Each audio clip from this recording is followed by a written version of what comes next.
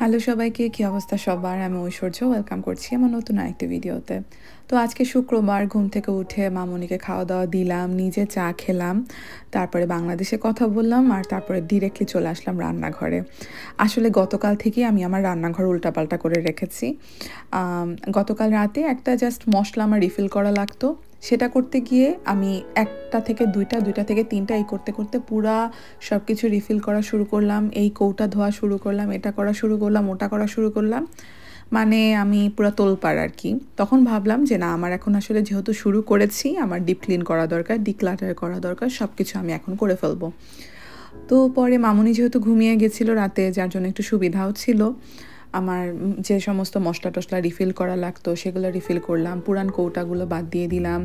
তারপরে মামুনি আগে যখন পিউরি খেত, তো ওর এই কাচের কৌটাগুলো আমার জমানো ছিল, আমার খুবই কিউট লাগে। তো এগুলোর ভিতরে আমি মশলা রাখলাম, সাথে লেবেলিং করলাম। আগেও আমি মশলা এখানে রাখতাম, লেবেলিং ছিল না।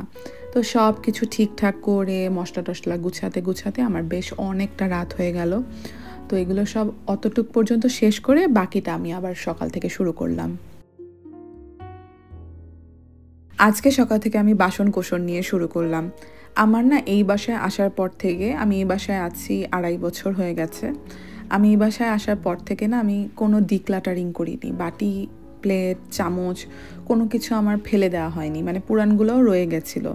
তো যার জন্য আমার জায়গা হচ্ছে না। ডিক্লাটার না করলে কিন্তু নতুন জিনিসপত্র কিনে রাখার কোনো জায়গা বের করার কোনো উপায়ই নাই।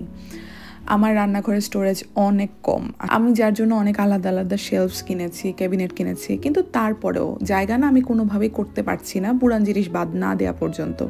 তো সব কিছু নামিয়ে টামিয়ে তো শুরু করলাম, গোছানো না পর্যন্ত না আমার মাথা রীতিমতো ঘুরায়। আমি কোনো কিছু গোছানো শুরু করলে না গোছানো পর্যন্ত আমার শান্তি নাই।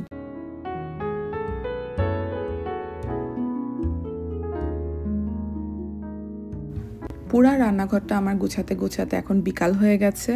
তো ফাইনালি আমি ভাবলাম একটু করে ভিডিও করে রাখি যে গোছানোর পর কেমন লাগছে। এই সেকশনটাতে আমি আমার রেগুলার ব্যবহার করার চা খাওয়ার মগ, জল খাওয়ার গ্লাস এগুলো রাখি।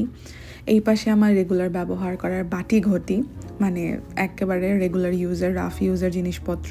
আমার এই সেকশনটা যেহেতু একটু বড় ক্যাবিনেট, এটার ভিতরে আমি সব বক্সগুলোকে আলাদা আলাদা করে যেগুলোর কভার যেটার সাথে সেটা লাগিয়ে সুন্দর করে গুছিয়ে রেখেছি। তা না হলে না আমি অনেক সময় বক্স খুঁজে পাই না। আর এই সেকশনটা হচ্ছে আমার সব মশলার যে এক্সট্রা থাকে সেগুলো সব রাখলাম। গোছানোই আছে, দেখতে যদিও গোছানো না, কিন্তু একেবারেই গোছানো। আর আমি আমার সব মশলাগুলোকে এখন আমার কিচেন কাউন্টারের উপর রেখেছি। আমার কিচেন কাউন্টারে জিনিসপত্র গুছিয়ে রাখতে খুবই ভালো লাগে। আমার কাছে যদি কিচেন কাউন্টারে কিছু না থাকে, আমার কাছে মনে হয় কি রান্নাঘরটা অ্যাক্টিভ না। আমি অনেক দিন আগেও একটা ভিডিওতে বলেছিলাম এই কথাটা। আমার কিচেনের সাথেই আমার ডাইনিং এরিয়া, তো এখানেও আমি একটা চেঞ্জ করেছি আজকে। আমি এই ক্যাবিনেটটাকে, মানে যেটা আমার রাইস কুকারের ক্যাবিনেট, এটা ছিল আমার এই পাশে, আর এই পেঁয়াজ রাখার শেলফটা ছিল এই পাশে। তো আমি এই দুইটাকে ঘুরিয়ে দিয়েছি। আমার কাছে মনে হয়েছে যে এই পাশে এটা দেখতে বেশি ভালো লাগবে। আসলে কিচেন অ্যাপ্লায়েন্সেসগুলো যদি কভার্ড রাখা যায় তাহলে ভালো থাকে, কিন্তু আমার আসলে সেই উপায় নেই। আর এই পাশে আমার একটা ওয়ালের ফ্লোটিং শেলফ আছে, সেখানে আমি আমার শখের চায়ের কাপগুলো, টি পটগুলো এগুলোকে গুছিয়ে রাখলাম। ফ্রিজের উপরটাও গুছালাম। তো সব কিছু মিলিয়ে আমার রান্নাঘর হচ্ছে এখন একদম গোছানো রান্নাঘর। সন্ধ্যার পরে ওর বাবা আসলো, ওর বাবা আসার পর আমরা চাটা খেয়ে তারপর একটু রাত করেই বের হলাম। টুকটাক একটু কেনাকাটা আছে, আজকে শুক্রবার রাত তো সব দোকান একটু পরে বন্ধ হবে। তো বের হওয়ার সাথে সাথেই দেখলাম আমাদের বাসার পিছের রাস্তায় একটা ক্র্যাশ হয়েছে। এতগুলো অ্যাম্বুলেন্সের গাড়ি, পুলিশের গাড়ি, আমার এগুলো দেখেই না মনটা এত খারাপ হয়ে গেল। আমাদের দেশের অবস্থা তো খুব খারাপ, ভূমিকম্প নিয়ে চরম আতঙ্ক। যতই আমি দেশের বাইরে থাকি, আমার সবই তো ঢাকায়। আমার দিন রাত শুধু ভগবানের নাম ডাকছি আমি, যে সব যাতে সুস্থ থাকে, সব যাতে ভালো থাকে। কি যে একটা টেনশন দেশে না থাকার, বাবা মার কাছ থেকে দূরে থাকার। এটা আসলে আমার মতো যারা দেশের বাইরে থাকেন শুধুমাত্র তারাই বুঝতে পারবেন। তোমার নাম কি? মোমো মেমি কি পড়েছে এটা? আর কি পড়েছে অনু মেমি? জ্যাকেট। আর আমরা কোথায় যাচ্ছি? আমাদের যে মার্কেট প্লেসটা মানে যেখানে টিজে ম্যাক্স, মার্শাল, তারপরে বার্লিংটন, এটা ওটা সব কিছু আছে যে স্টোরগুলো, ওইটা যেখানে তার এক মাথায় মার্শাল আর এক মাথায় বার্লিংটন। তো আমরা ফার্স্ট ডে মার্শালে গেলাম, মামুনির জন্য একটা জ্যাকেট কেনার প্ল্যান ছিল, ওটা কিনলাম। তারপরে আমরা বার্লিংটনে আসবো, এর মধ্যে একটু গাড়িতে উঠেছি যেহেতু মামুনি আছে। তো এমন বৃষ্টি শুরু হয়ে গেল, ওর বাবা কোনো রকমে আমাদেরকে বার্লিংটনের গেটে নামিয়ে দিয়ে এখনও গাড়ি পার্ক করছে।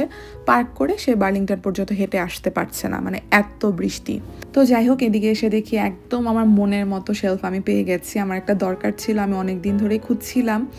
তো আমার অনেক শখের একটা জিনিসের জন্য এটা ব্যবহার করব। তো যখন আমি এটাকে ঠিকঠাক করে গোছাবো আমি অবশ্যই তখন শেয়ার করব, এখন আপাতত বলছি না। আমার মনটা প্রচণ্ড ভালো, কারণ এটা একেবারেই আমার মন মতো হয়েছে। কারেন্টলি আমি তো একেবারেই সংসারী মানুষ, তো কিচেন সেকশনটা না আসলে না আমার মন ভরে না। আমার রান্নাঘরের জিনিসপত্র দেখতে খুবই ভালো লাগে। তার উপরে সামনে যেহেতু ব্ল্যাক ফ্রাইডে আসছে, নানা ধরনের সেল দিবে, তো চোখ কান একটু খোলা রাখা দরকার। এই হাঁড়িটা নেয়ার আমার খুবই শখ, এটা $35 দাম। এটা আমার প্রচণ্ড শখের একটা জিনিস, মানে আমার বড় বড় হাঁড়ি পাতিলের প্রতি একটা আলাদা ফ্যাসিনেশন আছে। আমি যেহেতু বড় বড় রান্না করি, আমি অনেক হোস্টিং করি, যার জন্য আমার লাগে বড় হাঁড়ি পাতিল, কিন্তু জায়গার অভাবে আসলে বড় বড় হাঁড়ি পাতিল আমার কেনা হয় না। তবে একদিন অবশ্যই আমি কিনবো। এটা কি করবো? এটা কি এটা কি এটা কি এটা কি মা? খাবা? কি খাবা? Please proceed.